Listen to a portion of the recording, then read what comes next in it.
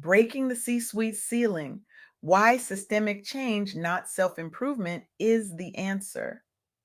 Good morning, everyone. I stand before you today both humbled and electrified because I recently had the extraordinary privilege of interviewing Henrietta Richey, a woman whose name may not yet be on everyone's lips, but whose work is silently revolutionizing corporate America from its foundations. Henrietta is not just a pioneering advocate for Black women in executive leadership.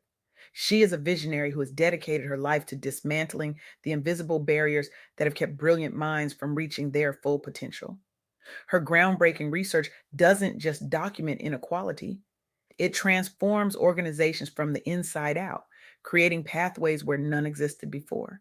The ripple effects of her work have already changed thousands of lives, and today I'm honored to share the profound wisdom from our conversation.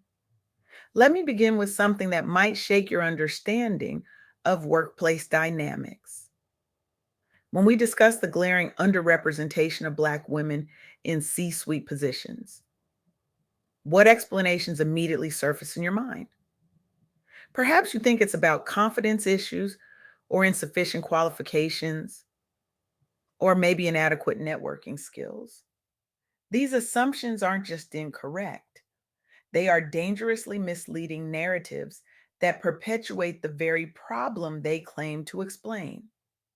The most stunning revelation from my conversation with Henrietta Richey is that the primary barrier preventing Black women from ascending to C suite roles has almost nothing to do with their personal attributes. It's about systemic organizational structures that consistently fail to recognize, nurture, and promote their authentic leadership styles. This insight fundamentally challenges everything we've been told about professional advancement, doesn't it? Despite Black women earning advanced degrees at higher rates than any other demographic group in America, yes, you heard that correctly, they remain drastically underrepresented in executive positions. This isn't a pipeline problem, it's a recognition problem. It's a bias problem. It's a systems problem that runs deep within the very DNA of our corporate institutions. And this matters profoundly, not just as a moral imperative, but as a critical business necessity that affects everyone in this room. Let me share some statistics that should stop us in our tracks. Only 1% of C suite positions are currently held by Black women, despite representing 7% of the US workforce. This isn't just a diversity issue, it's a massive missed opportunity that's costing organizations innovation, perspective, and ultimately profit. When Henrietta and I explored this disparity, she emphasized three critical insights that I want seared into your consciousness when you leave this room today. First, representation matters, and we still have mountains to climb. The statistics I just shared aren't abstract numbers on a page. They represent thousands of brilliant leaders whose voices are systematically excluded from the highest levels of decision making. They represent perspectives that never make it to the boardroom. They represent solutions that never get implemented. Second, systemic barriers, not individual shortcomings, are the real challenge. Black women face what researchers call a double bind of racial and gender bias. This creates unique obstacles that generic leadership advice like lean in or network more simply cannot address. It's like telling someone to climb harder when the real problem is that they've been given a broken ladder. And third, internal promotion can be transformative when paired with intentional inclusion. Recent Fortune 500 data shows progress in elevating women, primarily through internal promotions, but only two Black women currently hold CEO roles on this prestigious list. Two out of 500. Let that sink in. Organizations must be deliberate in identifying and advancing diverse talent from within their ranks. Now, let's make this concrete by looking at some powerful examples that Henrietta shared during our conversation. Consider Thasunda Brown Duckett, the CEO of TIA, the Teachers Insurance and Annuity Association. She is one of only two Black female CEOs on the Fortune 500 list. Throughout her career, she faced both racial and gender bias at every turn.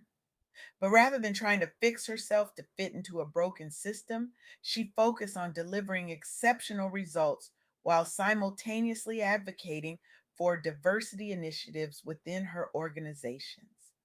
Duckett's journey wasn't about changing who she was, it was about changing the environments around her. She rose through the financial services ranks after leading consumer banking at Chase before being tapped as CEO at TAA. Under her leadership, she implemented policies supporting financial literacy among underserved communities and increased organizational focus on equity. The impact of her visibility extends far beyond TIA.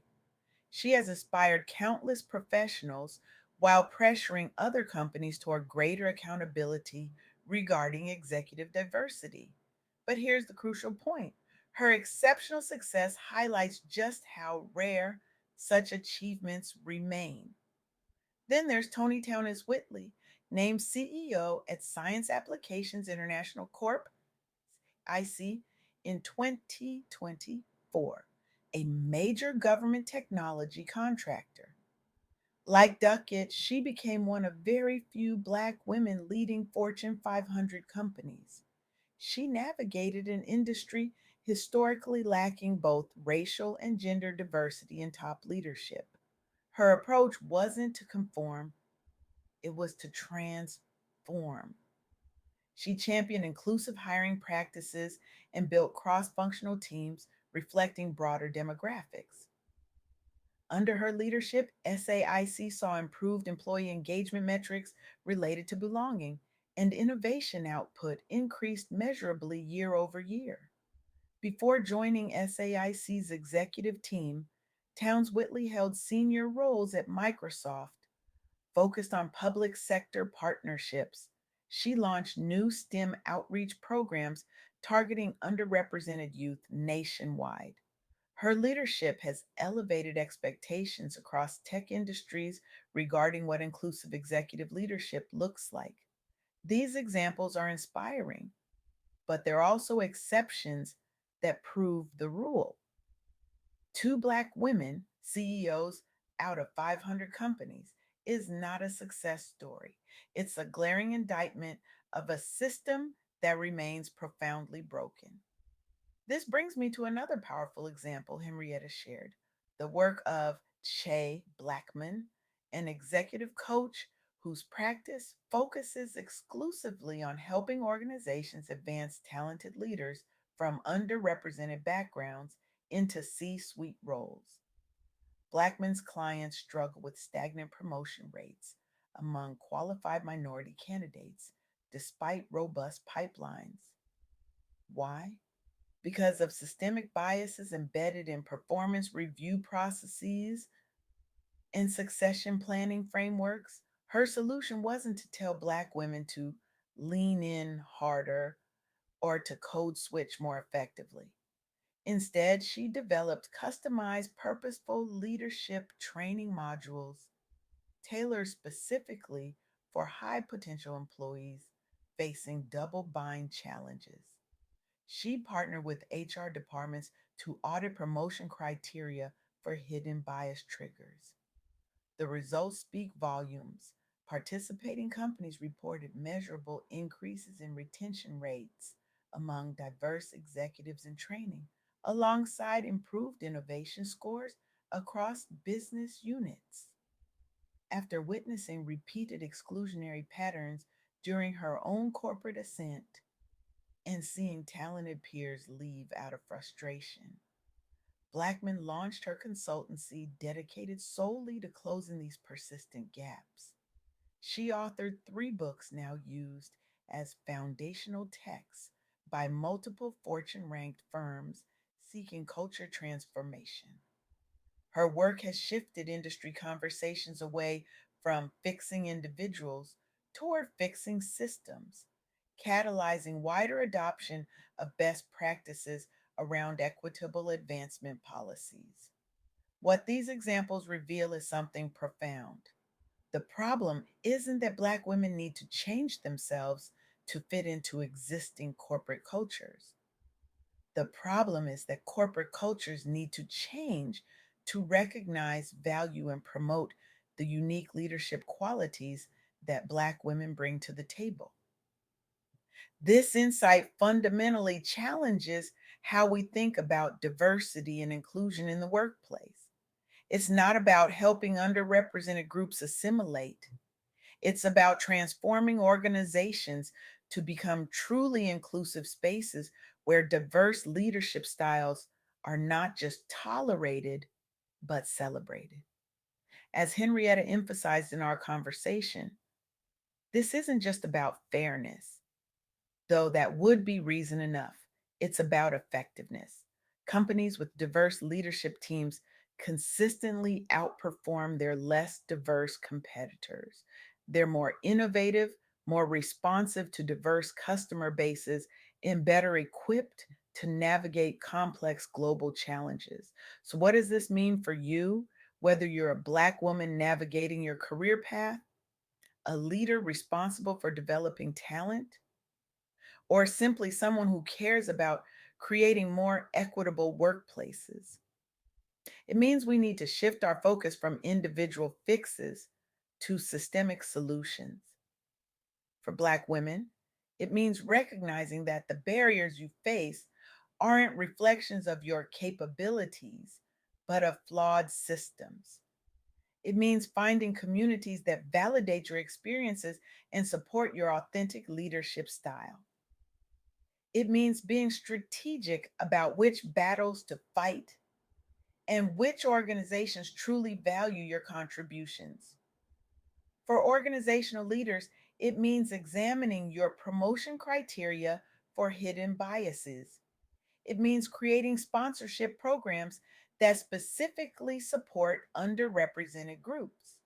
It means holding yourself accountable for results, not just intentions.